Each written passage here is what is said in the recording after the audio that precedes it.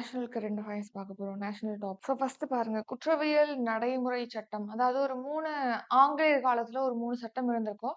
குற்றவியல் சட்டங்கள். அந்த சட்டத்தெல்லாம் மாற்றி, இப்போ ஒரு 3 புதிய குற்றவியல் சட்டங்கள் அறிமுகப்படுத்தியிருக்காங்க. 2023ல பாஸ் பண்ணியிருப்பாங்க நாடாளுமன்றத்துல. 2024 அதாவது போன வருஷம் ஜூலை 1 தேதியிலிருந்து இது அமலுக்கு வந்திருக்கும். இப்போ இன்னையோட பார்த்தீங்கன்னா, 1 வருஷம் நிறைவடைஞ்சிருக்கு. இந்த 3 புதிய குற்றவியல் சட்டங்கள் நடைமுறைக்கு வந்து. சரி, இப்போ இந்த 3 புதிய குற்றவியல் நடைமுறை சட்டங்கள் பத்தி பார்க்கலாம். குற்றவியல் சட்டங்கள் பத்தி. அ ஏற்கனவே உள்ள ஆங்கிலேயர் காலத்துல உள்ள இந்திய தண்டனை சட்டத்துக்கு மாற்றாக பாரதிய நியாய சன்ஹிதா அப்படிங்கிற சட்டமானது கொண்டு வந்திருக்காங்க. குற்றவியல் நடைமுறை சட்டத்துக்கு மாற்றாக பாரதிய நாகரிக் சுரக்ஷா அப்படிங்கிற சட்டமானது கொண்டு வரப்பட்டிருக்கு. இந்திய சாட்சியங்கள் சட்டத்திற்கு மாற்றாக பாரதிய சாக்ஷிய அதிநியம் அப்படிங்கிற புதிய சட்டமானது கொண்டு வரப்பட்டிருக்கு. இது ஆங்கிலேயர் காலத்துல இருந்த சட்டம். அதுக்கு மாற்றாக இந்த புதிய சட்டங்கள் 3 சட்டங்கள் குற்றவியல் சட்டங்கள் கொண்டு வந்திருக்காங்க. போன வருஷம் ஜூலை 1 தேதி தான் அமலுக்கு வந்திருக்கு. இதுல என்ன அதுல விட இதுல என்ன பண்ணிருக்காங்க? முக்கியமான அம்சங்கள் என்ன? இந்த புதிய சட்டங்கள்ல அப்படின்னு பார்த்தோம்னா, இப்போ தண்டனை காலம் வந்து பாத்தீங்கன்னா, 3 வருஷத்துக்குள்ள தண்டனையானது வழங்கப்படும். தீர்ப்பானது வழங்கப்படும் அப்படிங்கிற மாரி சொல்லியிருக்காங்க. பாலியல் குற்றங்கள் செய்றாங்க அப்படின்னா, அவங்களுக்கு கடுமையான தண்டனைகள் இதுல விதிக்கப்பட்டிருக்கு. நெக்ஸ்ட் குழந்தை விற்பனை செய்றாங்க அப்படின்னா, அந்த அந்த குற்றம் அப்படிங்கிறது பாத்தீங்கன்னா, கொடிய குற்றமாக இந்த சட்டத்துல மாற்றப்பட்டிருக்கு. குழந்தை விற்பனை கொடிய குற்றமாக்கப்பட்டிருக்கு இந்த புதிய சட்டத்துல. 18 வயதுக்குட்பட்ட சிறார கூட்டு பாலியல் வன்கொடுமை செய்றாங்க அப்படின்னா, அவங்களுக்கு மரண தண்டனை அல்லது ஆயுள் சிறை தண்டனையானது விதிக்கிறதுக்கு வழிவகை செஞ்சிருக்காங்க. கூட்டு பாலியல்ல ஈடுபடுறாங்க 18 வயதுக்கு உட்பட்டவங்க மீது அப்படின்னா. நெக்ஸ்ட் காலதாமதமின்றி இந்த சட்டத்துல பாத்தீங்கன்னா, தீர்ப்பானது வழங்கப்படும், தண்டனையானது வழங்கப்படும் அப்படின்னு சொல்லியிருக்காங்க. எவ்வளவு வருஷத்துக்குள்ள அப்படின்னா, 3 இயர்ஸ்க்குள்ள நீதியானது கிடைக்கும். காலதாமதம் இல்லாம. மத்த இதெல்லாம் பாத்தீங்கன்னா 6 வருஷம், 10 வருஷம், 12 வருஷம் அந்த மாரி ஆகுதுல்ல. அப்படி இல்லாம 3 இயர்ஸ்லயே பாத்தீங்கன்னா, இந்த மாரியான வழக்குகளுக்கு தண்டனையானது கிடைக்கும் அப்படின்னு சொல்லியிருக்காங்க.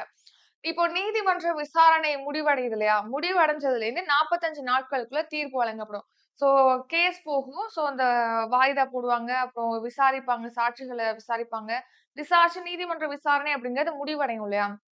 முடிஞ்ச ஒரு 45 நாட்களுக்குள்ளே தீர்ப்பானது வழங்கப்படும் அப்படின்னு சொல்லி தெரிவிச்சிருக்காங்க. நெக்ஸ்ட் முதல் நீதிமன்ற விசாரணை. ஃபர்ஸ்ட் முதல் நீதிமன்ற விசாரணை நடக்குது இல்லையா? அந்த நாள்லேருந்து 60 நாட்களுக்குள்ள குற்றச்சாட்டுகள பதிவு செய்யணும் அப்படின்னும் இந்த சட்டத்துல இந்த 3 குற்றவியல் சட்டம் இருக்கு இல்லையா? அந்த புதிய சட்டத்துல குறிப்பிட்டிருக்காங்க. அது மட்டும் இல்லாம இப்போ நம்ம 22 மொழிகள் பார்த்தீங்கன்னா, அலுவல் மொழியாக அங்கீகரிக்கப்பட்டிருக்கு. இத பத்தி எந்த அட்டவணையில குறிப்பிடப்பட்டிருக்குன்னா, 8வது அட்டவணையில தான் இப்போ 8வது அட்டவணையில 22 மொழிகளானது அட்டவணைப்படுத்திருக்காங்க அலுவல் மொழியாக. சாகித்ய அகாதமி விருது கூட இந்த 22 மொழி பிளஸ் இன்னும் 2 மொழிக்கு சேர்த்து குடுக்குறாங்கன்னு சொல்லி கூட நம்ம பார்த்திருப்போம். 24 மொழிகள்ல வெளியாகக்கூடிய படைப்புகளுக்கு சாகித்ய அகாதமி குடுக்குறாங்க. சரி, இப்போ எங்கே வந்துட்டீங்க? அங்க சாகித்ய அகாதமி விருதுக்கு போயிட்டேன். சரி, கவனிங்க. ஃபர்ஸ்ட்டு காலதாமதம் இல்லாம 3 இயர்ஸ்க்குள்ள என்ன பண்றாங்க? அவங்களுக்கு நீதி கிடைக்குது. நீதிமன்ற விசாரணை முடிஞ்ச உடனே 45 நாட்களுக்குள்ள தீர்ப்பானது வழங்குறாங்க. நெக்ஸ்ட் என்ன பண்றாங்க? முதல் நீதிமன்ற விசாரணை ஆரம்பிக்குது இல்லையா? அதுலேருந்து 60 நாட்களுக்குள்ள அவங்க செஞ்ச குற்றச்சாட்டுகளானது பதிவு செய்யப்படும் அப்படின்னும் தெரிவிச்சிருக்காங்க. நெக்ஸ்ட் 8வது அட்டவணையில உள்ள 22 மொழிகள்லயுமே பார்த்தீங்கன்னா, இந்த சட்டங்களானது கிடைக்கும் அப்படின்னு சொல்லி தெரிவிச்சிருக்காங்க. அடுத்து தேசிய தடுப்பூசி அட்டவணையின் கீழ் 10 வயது வரையிலான குழந்தைகளுக்கு எத்தனை வகையான தடுப்பூசிகள் வழங்கப்படுகிறது? ஆன்சர் 11 வகையான தடுப்பூசிகள். இப்போ யுனிவர்சல் இம்யூனைசேஷன் புரோகிராம் அப்படின்னு சொல்லிட்டு பார்த்திருப்போம். அதாவது தேசிய தடுப்பூசி திட்டம். இதுல பார்த்தீங்கன்னா, ஒரு 12 வகையான பாதிப்புகளுக்கு 11 வகையான தடுப்பூசிகளானது செலுத்தப்படுகிறது. இந்த குழந்தைகள் பிறந்தது முதல் பார்த்தீங்கன்னா, ஒரு 16 வயது அடையிற வரைக்குமே வந்து தடுப்பூசி குடுக்குறாங்க. 10 வயசு கடைசி 16 வயதுக்கு முன்னாடி பார்த்தீங்கன்னா, 10 வயசு வரைக்கும் இந்த தடுப்பூசிகள் 11 வகையான தடுப்பூசிகளானது செலுத்தப்படுகிறது. நம்ம நேத்து கூட இந்த தேசிய தடுப்பூசி அட்டவணையை பார்த்திருப்போம். என்னென்ன டோஸ், என்னென்ன தடுப்பூசி குடுக்குறாங்க அப்படின்னு சொல்லிட்டு. ஃபர்ஸ்ட் பிறந்தோனே பிசிஜி குடுக்குறாங்க. அதுக்கு அடுத்து 6 வீக்ஸ்ல பார்த்தீங்கன்னா, பென்டவிலன், பிசிவி இந்த மாரியான தடுப்பூசிகளானது குடுக்குறாங்க. 10 வயது வரைக்குமே ஒரு 11 வகையான தடுப்பூசிகளானது குடுக்குறாங்க. இந்த தேசிய தடுப்பூசி அட்டவணையின் கீழ். எத்தன வகையான பாதிப்புகளுக்காக? 12 வகையான பாதிப்பு. என்னென்ன பாதிப்பு அப்டின்னா, காச நோய், அடுத்து கல்லீரல் தொற்று, புற்றுநோய், கக்குவா இருமல், ரணஜன்னி, அப்புறம் தொண்டை அடைப்பான், இன்ஃப்ளூயன்ஸா, அப்புறம் நிமோனியா, வயிற்றுப்போக்கு, தட்டம்மை மற்றும் ரூபெல்லா, ஜப்பானிய மூளைக்காய்ச்சல், விட்டமின் ஏ குறைபாடு இந்த பாதிப்புகளுக்கு. சரி. இப்போ இந்த தடுப்பூசிங்கிறது பார்த்தீங்கன்னா, ஆரம்ப சுகாதார நிலையங்கள், கவர்மெண்ட் ஹாஸ்பிட்டல்ல இலவசமா செலுத்திட்டு வராங்க. இப்போ இந்த தடுப்பூசியானது பிரைவேட் ஹாஸ்பிட்டல்லயும் இப்ப செலுத்துறதுக்கான ஒரு திட்டமானது விரைவில கொண்டு வரப்படும்னு சொல்லிட்டு தமிழக அரசு தெரிவிச்சிருக்காங்க. அடுத்து அரசியல் அமைப்பின் எந்த சட்டப்பிரிவு ஒருவர் தான் விரும்பும் எந்த மதத்தையும் பின்பற்றும் உரிமையை வழங்குகிறது? ஆன்சர் சட்டப்பிரிவு 25. ஒருத்தர் ஒரு மதம் அது அவருக்கு பிடிச்சிருக்கு அப்படின்னா, அந்த அவருக்கு பிடிச்ச அந்த மதத்த கன்டின்யூ பண்றதுக்கு, அத ஃபாலோ பண்றதுக்கு உரிமை, மத சுதந்திரம் வழங்கக்கூடிய ஒரு ஆர்டிக்கிள் தான் இந்த சட்டப்பிரிவு 25 அப்படிங்கிறது. எந்த ஒரு மதத்தையும் அவரால பின்பற்ற முடியும். அத பத்தி சட்டப்பிரிவு 25ல குறிப்பிடப்பட்டிருக்கு. இந்த மாரி மதத்துக்கான உரிமைகள் பத்தி எந்தெந்த ஆர்டிக்கிள்ல குறிப்பிட்டிருக்காங்க அப்படின்னு சொல்லிட்டு பார்க்கலாம். ஃபர்ஸ்ட்டு எந்த ஒரு மதத்தையும் பின்பற்றும் உரிமை ஆர்டிக்கிள் 25ல குறிப்பிட்டிருக்காங்க. மதம் சார்பான அமைப்புகள நிறுவுறது. மதம் சார்பான அமைப்புனா, இந்த வக்ஃப் அமைப்பு கூட மதம் சார்பான அமைப்பு தான். மசூதிகள் அமைக்கிறது, அதே மாரி ஆலயங்கள் அமைக்கிறது. இந்த மாரி மதம் சார்பான ஒரு அமைப்புகள் நிறுவுவதற்காக எந்த சட்டப்பிரிவு உரிமை வழங்குது அப்படின்னா, சட்டப்பிரிவு 26. 25 எந்த ஒரு மதத்தையும் பின்பற்றலாம். 26 மதம் சார்ந்த அமைப்புகள நிறுவுவதற்கு உரிமை. சட்டப்பிரிவு 27 அப்படிங்கிறது மதத்த வளர்க்கறதுக்காக வரி செலுத்துறதுக்கு ஒரு குறிப்பிட்ட நபர வந்து நம்ம கட்டாயப்படுத்தக்கூடாது. அவங்க விரும்புனா குடுக்கலாம். அவங்க குடுக்கணும் அப்படின்னு சொல்லிட்டு கட்டாயப்படுத்தக்கூடாது. இந்த வரி சம்பந்தமான விஷயங்கள்ல, மதம் சார்பான வரி சம்பந்தத்துல. அடுத்து பார்த்தீங்கன்னா, சட்டப்பிரிவு 28. இது என்னன்னா, கவர்ன்மென்ட் எய்டட் ஸ்கூல்ஸோ இல்லன்னா அரசு சார்ந்த நிறுவனங்கள் இருக்கு அப்படின்னா, அங்கே வந்து மதம் சார்ந்த போதனைகள் அப்படிங்கிறது செய்யக்கூடாது. அரசு உதவி பெறும் நிறுவனங்கள் என்ன பண்ணக்கூடாது? மதம் சார்ந்த போதனைகள வந்து நிறுவக்கூடாது, செய்யக்கூடாது அப்படின்னு சொல்லியிருக்காங்க. அடுத்து பாருங்க. தர்பார் ஹால். அதாவது குடியரசுத் தலைவர் மாளிகையில தான் தர்பார் ஹால், அசோகா ஹால் இதெல்லாம் இருக்கு. இது தர்பார் ஹால், அசோகா ஹால். இப்போ தர்பார் ஹாலோட பேர பார்த்தீங்கன்னா, இப்போ ஜனநாயக மண்டபம் அப்படின்னு சொல்லிட்டு பெயர் மாற்றம் செஞ்சிருக்காங்க. அதே மாரி அசோகா ஹாலுடைய பேர வந்து அசோக மண்டபம் அப்படின்னு சொல்லிட்டு பெயர் மாற்றம் செஞ்சிருக்காங்க. தர்பார் ஹால், அ ஜனநாயக மண்டபம், அசோகா ஹால் வந்து அசோக மண்டபம் சொல்லிட்டு பெயர் மாற்றம் செய்யப்பட்டிருக்கு. எங்க இருக்கு? குடியரசுத் தலைவர் மாளிகையில இருக்கு. அது மட்டும் இல்லாம ஏற்கனவே குடியரசுத் தலைவர் மாளிகையில இருக்கக்கூடிய முகலாயர் தோட்டம் அப்படிங்கிறது பார்த்தீங்கன்னா, அமிர்த உதயான் அப்படின்னு சொல்லிட்டு பெயர் மாற்றம் செஞ்சிருக்காங்க. நெக்ஸ்ட் இப்போ ரீசென்ட்டா வந்து அந்தமான் நிக்கோபருடைய தலைநகர் போர்ட் பிளேர் பார்த்தீங்கன்னா, ஸ்ரீ விஜயபுரம் அப்படின்னு சொல்லிட்டு பெயர் மாற்றம் செஞ்சிருக்காங்க. அசாம்ல வந்து கரீம்கஞ்ச் மாவட்டம் இருக்கு. அதோட பேர் வந்து ஸ்ரீ பூமி அப்படின்னு சொல்லிட்டு பெயர் மாற்றம் செஞ்சிருக்காங்க. அரசமைப்பு சட்டத்துடைய 7வது அட்டவணை. சரி, இப்ப இந்த அரசமைப்பு அட்டவணை அரசமைப்பு சட்டத்துடைய 7வது அட்டவணை இருக்கு இல்லையா? அது எத பத்தி சொல்லுதுன்னா, மத்திய மாநிலங்களுடைய அதிகார பகிர்வு பத்தி சொல்லுது. அதாவது 3 பட்டியல் அதுல இடம்பெற்றிருக்கு. மத்திய பட்டியல், மாநில பட்டியல், பொது பட்டியல். இதுல மத்திய பட்டியல்ல 100 துறைகள் இருக்கு. மாநில பட்டியல்ல 61 துறைகள் இருக்கு. பொது பட்டியல்ல 52 துறைகளானது இருக்கு. இப்போ மத்திய பட்டியல்ல இருக்கக்கூடிய துறைகளுக்கு இது வந்து கேட்டிருக்காங்க கொஸ்டின்லயே சரிங்களா? மத்திய பட்டியலின் கீழ் இருக்கக்கூடிய துறைகள் மீது யார் சட்டம் இயற்றுவா? மத்திய அரசு சட்டம் இயற்றுவதற்கான அதிகாரம் கொண்டிருக்காங்க. மாநில பட்டியலின் கீழ் வர்றதுக்கு வந்து முழுக்க முழுக்க மாநில அரசு அதிகாரம் கொண்டிருக்காங்க. பொது பட்டியலின் கீழ் வர்றதுக்கு மத்திய, மாநில அரசுகள் வந்து சட்டம் இயற்றுவதற்கு அதிகாரம் இருக்கு.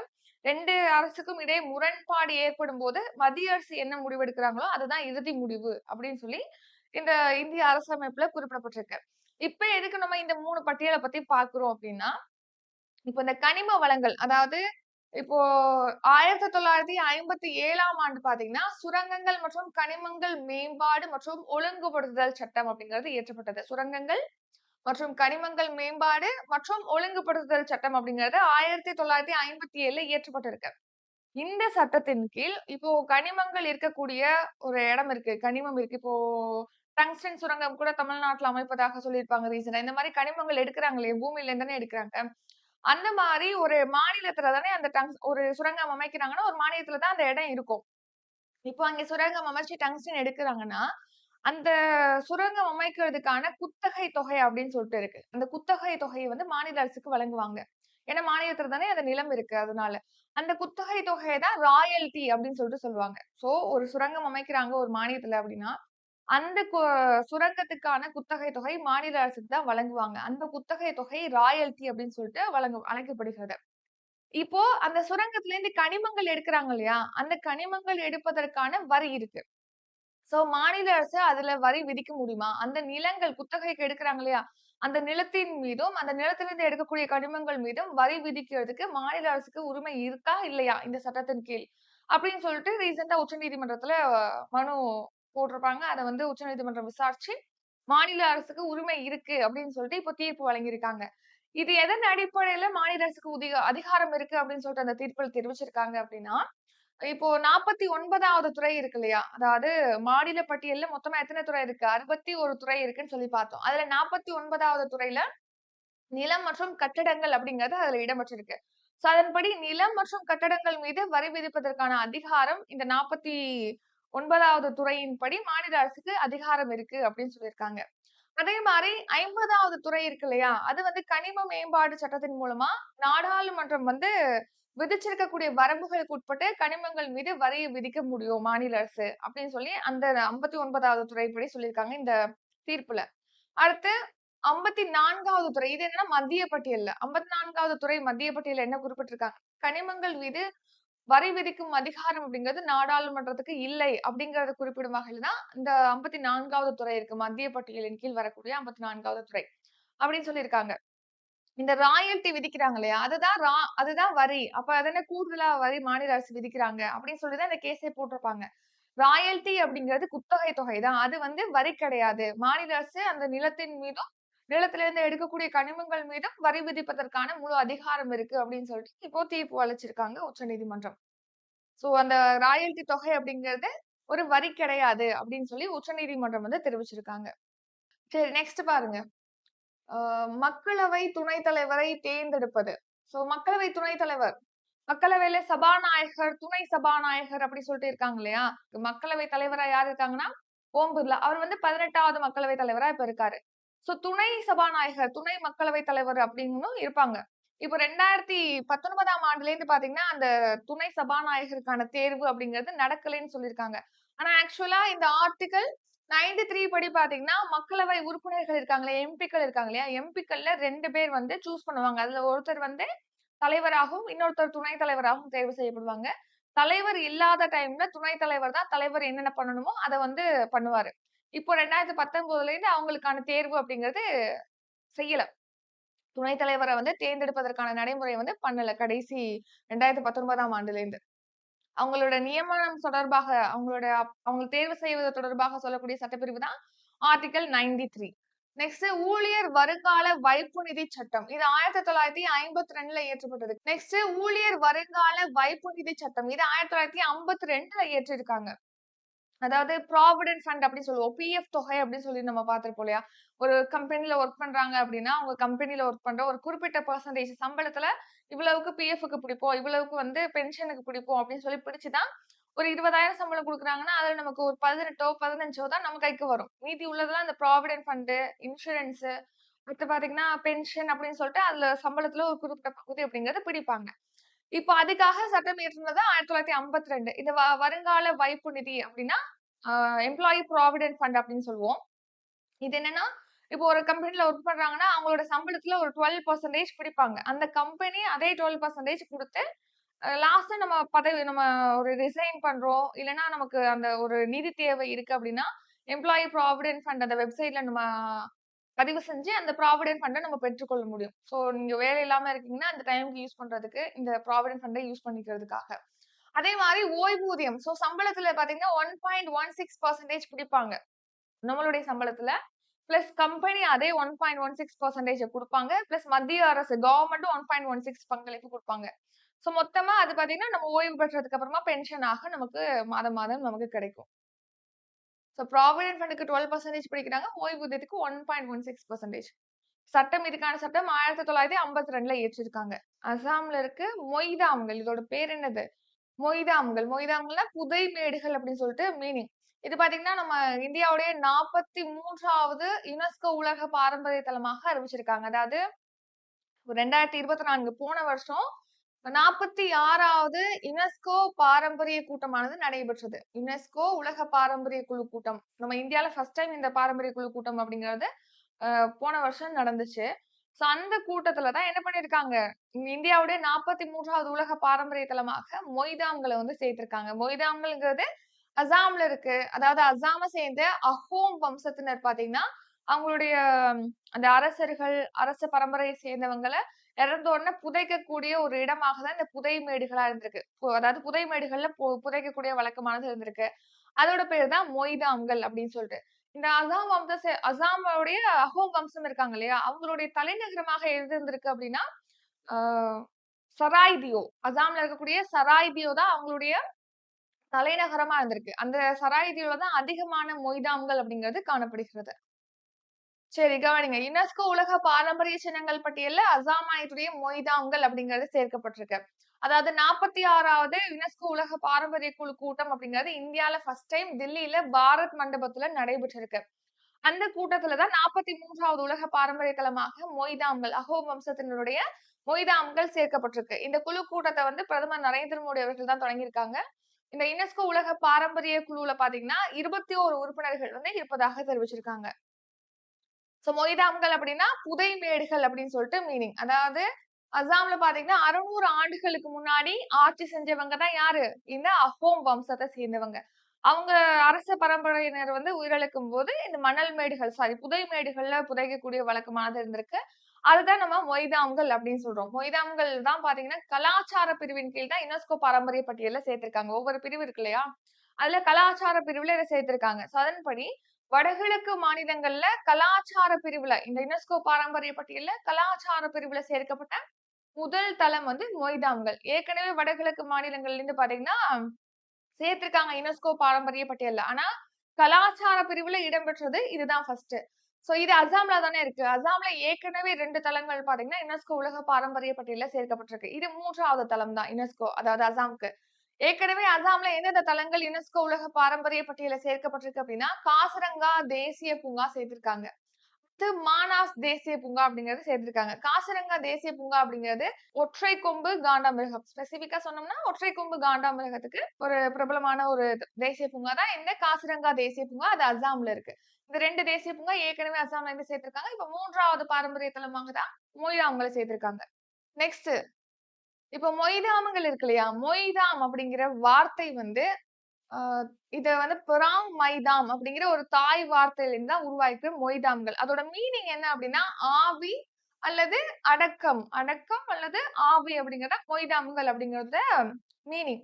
சோ மொய்தாம்கள் அப்படிங்கிறது அஹோம் வம்சத்த மன்னர்கள், மகாராணிகள் அந்த அவங்களோட சேர்ந்த ராஜ பரம்பரையினர் இருக்கும்போது புதைக்கக்கூடிய ஒரு மணல் மேடுகள் தான் மொய்தாம்கள். சோ 300 மணல் மேடுகள் இதுவரைக்கும் கண்டுபிடிக்கப்பட்டிருக்கு. இதுல அதிகமா அஹோம் வம்சத்தினருடைய தலைநகரமான சராய்தியோல தான் கண்டுபிடிக்கப்பட்டிருக்கு. அஹோம் வம்சத்தினர் பாத்தீங்கன்னா, அசாம்ல வந்து 1228ல இருந்து 1826ஆம் ஆண்டு வரைக்கும் ஆட்சி புரிஞ்சிருக்காங்க. அஹோம் வம்சத்துடைய முதல் மன்னர் யாருன்னா, சாவுலுங் சிவுகாபா என்பவர் தான் ஃபர்ஸ்ட் மன்னர். ஓகே. யுனெஸ்கோ பத்தி பார்க்கலாம். யுனெஸ்கோ அப்படின்னா United Nations educational, scientific and cultural organisation. அதாவது ஐக்கிய நாடுகளின் கல்வி, அறிவியல் மற்றும் கலாச்சார அமைப்பு. இது எப்போ தொடங்கப்பட்டதுன்னா 1945 நவம்பர் 16ஆம் தேதி. இதோட ஹெட் குவார்ட்டர் வந்து பிரான்ஸ் நாட்டுடைய பாரிஸ்ல இருக்கு. இதோட டைரக்டர் ஜெனரலாக அட்ரி அசோலே இருக்காங்க. நெக்ஸ்ட் பாருங்க. ஷின்குன்லா சுரங்கப்பாதை. சோ உலகிலே உயரமான இடத்துல அமைக்கப்பட்ட சுரங்கப்பாதை அப்படின்னா இதுதான். ஷின்குன்லா சுரங்கப்பாதை. உலகிலே உயரமான பாலம் செனா பாலம் தான். ஜம்மு காஷ்மீர்ல இருக்கு. அதுக்கடுத்து இந்தியால 2வது உயரமான பாலம், முதல் கம்பிவட ரயில் பாலம் அப்படின்னா ராஜ்காட் பாலம். அது வந்து ஜம்மு அண்ட் காஷ்மீர்ல தான் அதுவும் இருக்கு. சரி உலகின் மிக உயரமான ஷின்குன்லா சுரங்கப்பாதை அப்படிங்கிறது லடாக்ல அமைக்கிறதுக்கான கட்டுமான பணிகளை இப்ப ரீசெண்டா தான் பிரதமர் நரேந்திர மோடி அவர்கள் தொடங்கி வச்சிருக்காங்க. கார்கில் போர். கார்கில் போர் அப்படிங்கிறது எப்ப நடந்துச்சு? 1999ஆம் ஆண்டு நடைபெற்றது. அதாவது மேல இருந்து ஜூலை மந்த் வரைக்கும் இந்த போர் வந்து நடந்திருக்கும். சோ இந்த போர் எப்படி ஸ்டார்ட் ஆனுச்சுன்னா, பாகிஸ்தான் பாத்தீங்கன்னா, ராணுவ வீரர்கள் வந்து கார்கில்ல வந்து அத்துமீறி நுழைஞ்சிருப்பாங்க. அவங்கள வெளியேற்றுவதற்காக தான் இந்திய ராணுவத்திற்கும், பாகிஸ்தான் ராணுவத்துக்கும் இடையே வந்து இந்த கார்கில் போர் அப்படிங்கிறது நடந்துச்சு 1999 மே டூ ஜூலை வரைக்கும். இது எப்போ எண்ட் ஆனுச்சு, முடிஞ்சது அப்படின்னா ஜூலை 26ஆம் தேதி. இதுல வந்து நம்ம இந்தியா தான் வெற்றி பெற்றிருப்பாங்க. இதுக்காக ஆபரேஷன் விஜய் இப்ப எப்படி ஆபரேஷன் சிந்தூர் ஸ்டார்ட் பண்ணாங்க. அந்த மாரி அந்த டைம்ல ஆபரேஷன் விஜய் அப்படிங்கறத ஸ்டார்ட் பண்ணிருப்பாங்க. அந்த ஆபரேஷன் விஜய் நடவடிக்கை வெற்றியை தொடர்ந்து அதை கொண்டாடும் வகையில கார்கில் போர் வெற்றி நினைவு தினமானது இப்போ ஜூலை 29, 26 வந்து செலிப்ரேட் பண்ணிருக்காங்க. சோ அந்த கார்கில் போர் வெற்றி நினைவு தினத்தை ஒட்டி தான் இந்த ஷிங்குன்லா சுரங்கப்பாதைய வந்து அமைக்கிறதுக்கான கட்டுமான பணிகளை பிரதமர் நரேந்திர மோடி அவர்கள் தொடங்கி வச்சிருக்காங்க. சோ இது எவ்வளவு அடி உயரத்துல அமைக்கிறாங்க? இது உலகிலே அதிகமான உயரத்துல அமைக்கிறாங்கன்னு சொல்லி பார்த்தோம். எவ்வளவு அடி உயரம் அப்படின்னா 15,800 அடி உயரம். அதாவது மீட்டர்ல சொன்னோம்னா 4,800 மீட்டர் உயரத்துல அமைக்கிறாங்க. லடாக் மற்றும் ஹிமாச்சல பிரதேசம் இடையே நிமு பதும் தர்சா சாலையில இந்த சுரங்கப்பாதை அப்படிங்கிறது அமைக்கப்படுகிறது. ஷிங்குன்லா சுரங்கப்பாதை. இந்த சுரங்கப்பாதை பார்த்தீங்கன்னா, எவ்வளோ நீளத்துக்கு இது உயரமான பாலம், உயரமான சுரங்கப்பாதைன்னு சொல்லி பார்த்தோம். எவ்வளோ நீளத்துக்கு இத அமைக்கிறாங்க அப்படின்னா, 4.1 கிலோமீட்டர் நீளத்துக்கு இத அமைக்கிறாங்க. ஸோ, இந்த லடாக்குடைய லே பகுதியை எல்லா பருவநிலைகள்லயும் எல்லா நகரங்களோட இணைக்கணும். அதே மாரி தான் ஜம்மு அண்ட் காஷ்மீரையுமே அங்கே மற்ற மாநிலங்கள், யூனியன் பிரதேசங்கள், இந்தியாவோட மற்ற பகுதிகளோட இணைக்கணும்னு சொல்லிட்டு தான் இந்த ரயில் போக்குவரத்து அப்படிங்கிறத தொடங்கியிருக்காங்க ரீசென்ட்டா. சரி இப்போ ஜம்மு அண்ட் காஷ்மீர பொறுத்தவரைக்கும் பார்த்தீங்கன்னா, அதுல ஆர்டிகிள் 370 அப்படிங்கிறது 2019 ஆகஸ்ட் 5ல வந்து ரத்து பண்ணியிருப்பாங்க. ஆர்டிகிள் 370ல ஜம்மு அண்ட் காஷ்மீருக்கு சிறப்பு அந்தஸ்து அப்படிங்கிறது வழங்கிட்டு வந்தாங்க. அத தான் ரத்து பண்ணி ஜம்மு அண்ட் காஷ்மீர்ங்கிறது ஒரு ஸ்டேட்டா இருந்துச்சு. அத என்னவா பிரிச்சிருப்பாங்க? 2 யூனியன் டெரிட்டரியா பிரிச்சிருப்பாங்க. ஜம்மு அண்ட் காஷ்மீர் ஒரு யூனியன் டெரிட்டரி, லடாக் அப்படிங்கிறது ஒரு யூனியன் பிரதேசம் சொல்லிட்டு 2 யூனியன் பிரதேசமாக அத பிரிச்சிருப்பாங்க. நெக்ஸ்ட் பாருங்க. சமையல் பாத்திரங்கள். ஐஎஸ்ஐ முத்திரை. ஐஎஸ்ஐ தரச்சான்று வந்து எதுல போட்டிருக்காங்க? சமையல் பாத்திரங்கள்ல போட்டிருக்காங்க.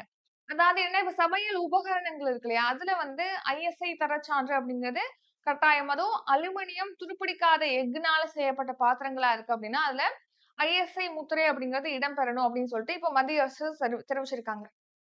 சரி கவனிங்க. ஐஎஸ்ஐ அப்படின்னா இந்தியன் ஸ்டாண்டர்ட்ஸ் இன்ஸ்டிடியூஷன் அப்படிங்கிறது தான் இதோட ஃபுல் ஃபார்ம். இது 1950ல தான் தொடங்கப்பட்டது. யார் தொடங்குனாங்க அப்படின்னா, பிஐஎஸ் அதாவது பியூரோ ஆஃப் இந்தியன் ஸ்டாண்டர்ட்ஸ் இந்திய தரநிலைகள் ஆணையத்தினால தான் இந்த ஐஎஸ்ஐ முத்திரை, ஐஎஸ்ஐ அப்படிங்கிற நடைமுறை அப்படிங்கிறது கொண்டு வந்தாங்க 1950ல. சோ எதுக்காக ஐஎஸ்ஐ குடுக்குறாங்க? ஒரு பொருள் வந்து தரமான பொருளா, பாதுகாப்பான பொருள் தானா இத யூஸ் பண்றதுக்கு அப்படிங்கிற ஒரு உறுதிப்படுத்தும் வகையில தான் அந்த ஐஎஸ்ஐ முத்திரை அப்படிங்கிறது குடுக்குறாங்க. பாதுகாப்பான, தரமான பொருட்களுக்கு தான் ஐஎஸ்ஐ முத்திரை அப்படிங்கிறது குடுக்குறாங்க. இப்ப அந்த மாரி, இப்ப என்ன பண்ணியிருக்காங்கன்னா, சமையல் உபகரணங்கள் துருப்பிடிக்காத எஃகு, அலுமினியத்தினால செய்யக்கூடிய சமையல் உபகரணங்களா இருக்கு அப்படின்னா, அதுல ஐஎஸ்ஐ முத்திரை அப்படிங்கிறது கட்டாயமாகணும். கட்டாயமாக ஐஎஸ்ஐ முத்திரையிடணும் அப்படின்னு சொல்லிட்டு தெரிவிச்சிருக்காங்க. சரி அதன்படி பார்த்தீங்கன்னா, இப்போ துருப்பிடிக்காத எஃகு, அலுமினியத்துக்குள்ள இப்போ அந்த ஐஎஸ்ஐ முத்திரை கட்டாயமாக்கியிருக்காங்க இல்லையா? இப்போ அலுமினியத்தினால செய்யப்பட்ட பாத்திரமா இருக்குன்னா, அதுல ஐஎஸ் 1660 2024 அப்படிங்கிற ஐஎஸ்ஐ குறியீடு இடணும் அப்படின்னு சொல்லியிருக்காங்க.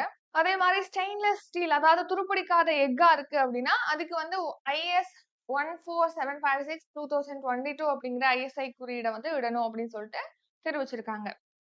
ஐஎஸ்ஐ குறியீடு அப்படிங்கிறது இந்த சமையல் பாத்திரங்களுடைய அந்த சைஸ் அது எந்த வடிவமைப்புல இருக்கு அப்படிங்கிற மாரியான செயல்திறன் இந்த மாரியான விஷயங்கள அடிப்படையாக கொண்டு தான் இந்த முத்திரை அப்படிங்கிறது இடுறாங்க.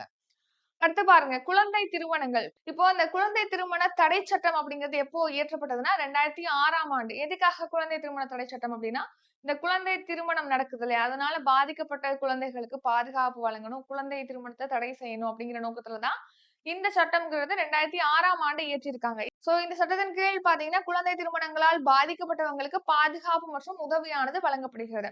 இந்த சட்டம் அப்படிங்கிறது இந்த பர்ட்டிகுலர் ரிலிஜியன் அதாவது இந்த மதத்தை சேர்ந்தவங்களுக்கு தான் கிடையாது. எனி மதமா சேர்ந்திருக்காங்க. எந்த மதத்தை சேர்ந்தவங்களா இருந்தாலும் சரி, அவங்களுக்கு இந்த சட்டம் அப்படிங்கிறது பொருந்தும் அப்படின்னு சொல்லி ரீசென்ட்டா கேரள உயர்நீதிமன்றமானது தெரிவிச்சிருக்காங்க. ஃபர்ஸ்ட் ஒரு குழந்தை பிறந்த உடனே அவங்க இந்திய குடிமகன். அதுக்கப்புறமா தான் அவங்க ஏதாவது ஒரு மதத்தை சேர்ந்தவங்களா மாறுவாங்க அப்படிங்கிற மாரி சொல்லியிருக்காங்க.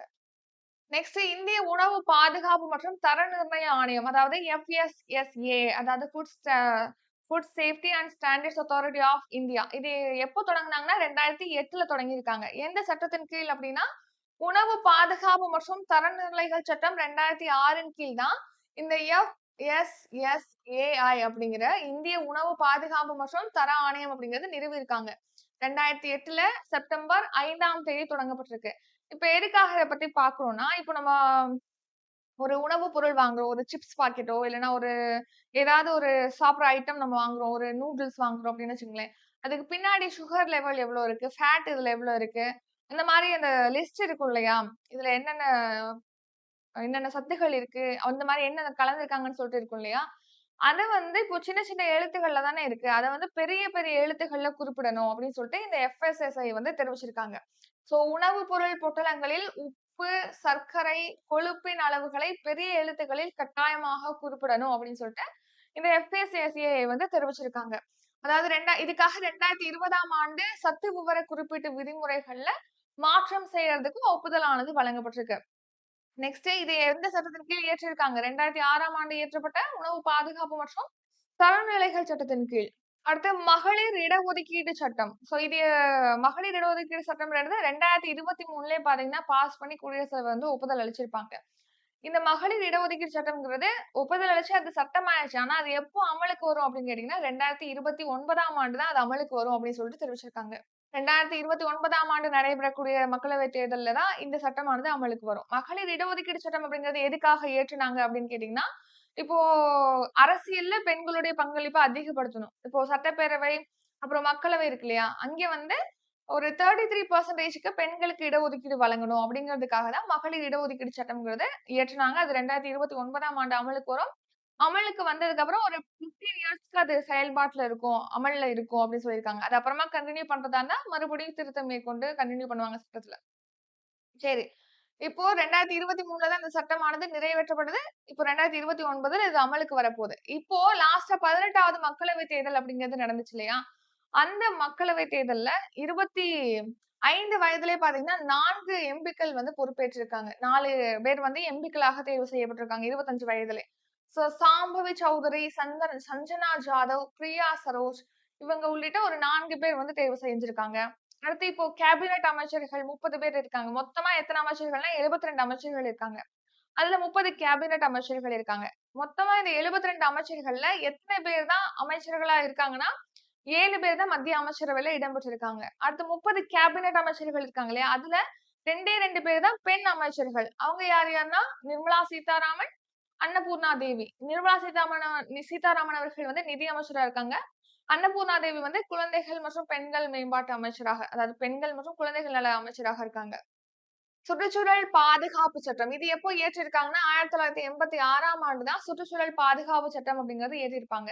இந்திய அரசமைப்புடைய 253வது பிரிவின் கீழ் தான் மார்ச் மந்த் 1986ல இந்த சுற்றுச்சூழல் பாதுகாப்பு சட்டம் இயற்றியிருக்காங்க. அது என்ன இந்திய அரசமைப்பு சட்டம் 253 அப்படின்னா, இப்போ இந்த இந்த பிரிவு எத சொல்லுதுன்னா, இப்போ ஒப்பந்தங்கள் மேற்கொள்றாங்க இல்லையா? இப்போ சர்வதேச ஒப்பந்தங்கள், உடன்படிக்கைகள அமல்படுத்துவதற்காக தான் இந்திய நாடாளுமன்றத்துக்கு சட்ட அதிகாரம் வழங்கக்கூடிய ஒரு ஆர்டிகல் தான் இந்த 253 அப்படிங்கிறது. ஆர்டிகல் 253 அப்படிங்கிறது சர்வதேச ஒப்பந்தங்கள், உடன்படிக்கைகள வந்து செயல்படுத்துறதுக்காக நாடாளுமன்றம் சட்டம் இயற்றுவதற்கான அதிகாரமானது இருக்கு. இப்போ இந்த ஆர்டிகல் 253 படி தான் இப்போ சுற்றுச்சூழல் பாதுகாப்பு சட்டம் அப்படிங்கிறத இயற்றியிருக்காங்க. இந்த சட்டத்தின் படி பார்த்தீங்கன்னா, இப்போ ஒரு பெரிய நிறுவனங்கள் வந்து ஒரு தொழில் தொடங்குறாங்க. இங்க ஒரு ஆலை அமைக்கிறாங்க. ஏதாவது ஒரு பெரிய ப்ராஜெக்ட் இங்க பண்ண போறாங்க அப்படின்னா, அந்த ப்ராஜெக்ட் இங்க அமைக்கிறதுனால, இப்போ ஒரு தொழிற்சாலை நிறுவுறதுனால, அந்த இடத்துல சுற்றுச்சூழல்ல எந்த தாக்கம் ஏற்படும்? அப்படிங்கிற ஒரு அறிக்கையானது வழங்கணும். சுற்றுச்சூழல்ல ஏற்படக்கூடிய தாக்கம் குறித்த அறிக்கையை இந்த சட்டத்தின் கீழ் வழங்கணும். ஒரு நிறுவனம் அமைக்கிறாங்க அப்படின்னா. இப்ப என்ன சொல்லியிருக்காங்கன்னா, சுற்றுச்சூழல் தாக்கம் மட்டும் இல்லாம, காலநிலை தாக்கம் பத்தியும் இப்போ ஒரு அறிக்கையை குடுக்கணும் அப்படின்னு சொல்லிட்டு இப்போ வலியுறுத்துறாங்க. 2006ஆம் ஆண்டு சுற்றுச்சூழல் தாக்க மதிப்பீட்டு அறிக்கையின் கீழ் காலநிலை மாற்றத்தின் தாக்கம் குறித்த ஆய்வு அறிக்கையும் கட்டாயமாக்கணும் அப்படின்னு சொல்லிட்டு உச்சநீதிமன்றமானது தீர்ப்பளிச்சிருக்காங்க இப்போ. அதனால தான் இந்த சுற்றுச்சூழல் பாதுகாப்பு சட்டம் பத்தி பார்க்கணும். சுற்றுச்சூழல் அறிக்கை மட்டும் இல்லாம அதனால அந்த ஒரு நிறுவனம் அமைக்கப்படுறதுனால காலநிலையிலயும் என்ன தாக்கம் ஏற்படும் அப்படிங்கிறதையும் நீங்க அறிக்கையில சமர்ப்பிக்கணும். அப்படிங்கிற மாரி கட்டாயமாக்கணும்னு சொல்லிட்டு உச்சநீதிமன்றம் தீர்ப்பளிச்சிருக்காங்க. நெக்ஸ்ட் இந்திய நாடாளுமன்றம் மற்றும் ஒவ்வொரு மாநிலத்தின் சட்டமன்ற தேர்தல்களை நடத்துவதற்கான சட்டம். ஆன்சர் மக்கள் பிரதிநிதித்துவ சட்டம் 1951 படிதான் இந்திய நாடாளுமன்றம் மற்றும் சட்டப்பேரவை தேர்தல்களானது நடத்தப்படுகிறது. இந்த சட்டம் மக்கள் பிரதிநிதித்துவ சட்டம் 1951.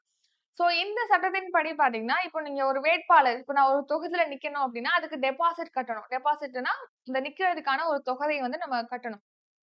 அதுக்கு எவ்வளவு தொகை கட்டணும் அப்படின்னு பார்த்தோம்னா, இந்த மக்கள் பிரதிநிதித்துவ சட்டம் 1951 படி பார்த்தீங்கன்னா, மக்களவை தேர்தல்ல ஒருத்தர் நிக்கிறாரு. அவர் வந்து SC, ST schedule caste, schedule tribes அதாவது பழங்குடியின மற்றும் பட்டியலின வகுப்பை சேர்ந்தவங்களா இருக்காங்க அப்படின்னா, அவங்க ரூ. 12,500 வந்து செலுத்தணும் டெபாசிட் தொகையாக.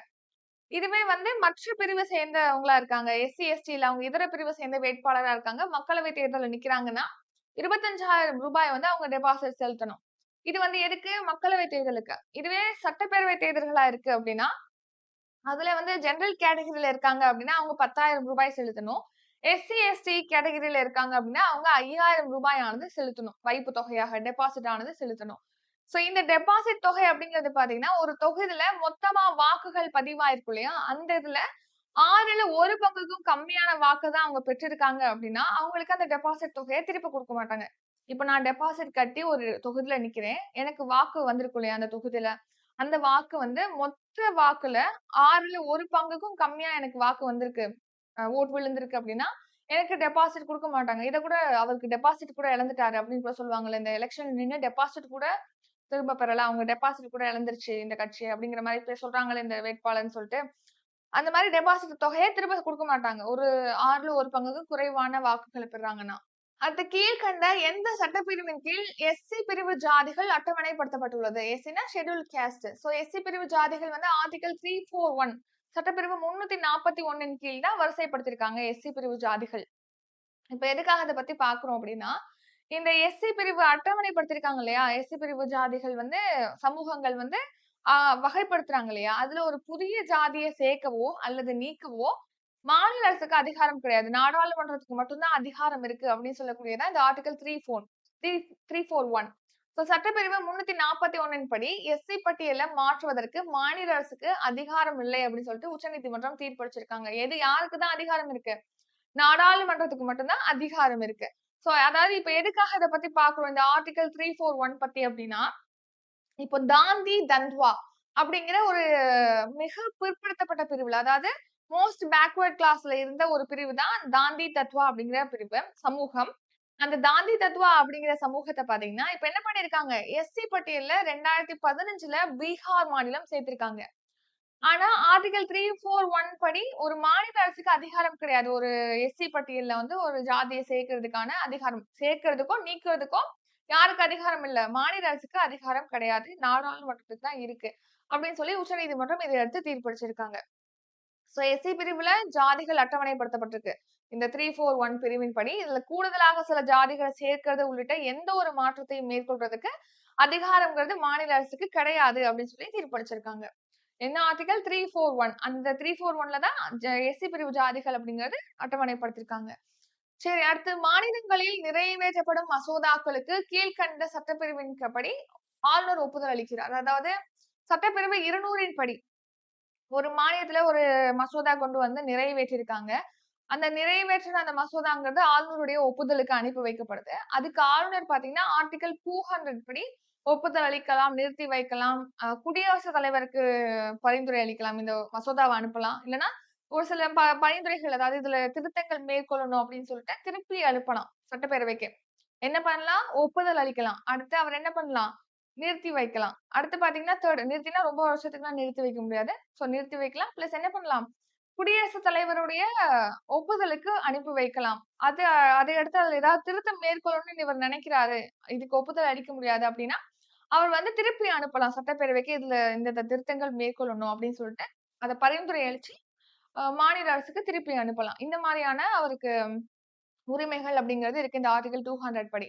இப்போ குடியரசுத் தலைவருக்கு ஒரு வேளை அனுப்பிட்டாருன்னு வச்சுக்கோங்களேன். அதுக்கு குடியரசுத் தலைவர் பாத்தீங்கன்னா, ஆர்டிகிள் 201 படி ஒப்புதல் அளிக்கலாம், இல்லன்னா திருப்பி அளிக்கலாம் அப்படிங்கிற அதிகாரமானது குடியரசுத் தலைவருக்கு இருக்கு. மாநில ஆளுநரால் அனுப்பப்பட்ட அந்த மசோதாவுக்கு குடியரசுத் தலைவர் என்னென்ன பண்ணலாம் அப்படிங்கிறத பத்தி சொல்லக்கூடியது ஆர்டிகிள் 201. இப்ப எதுக்காக இத பத்தி பார்க்கிறோம்னா, இப்போ ரீசென்ட்டா பார்த்தீங்கன்னா, நம்ம மாநகராட்சிகள்.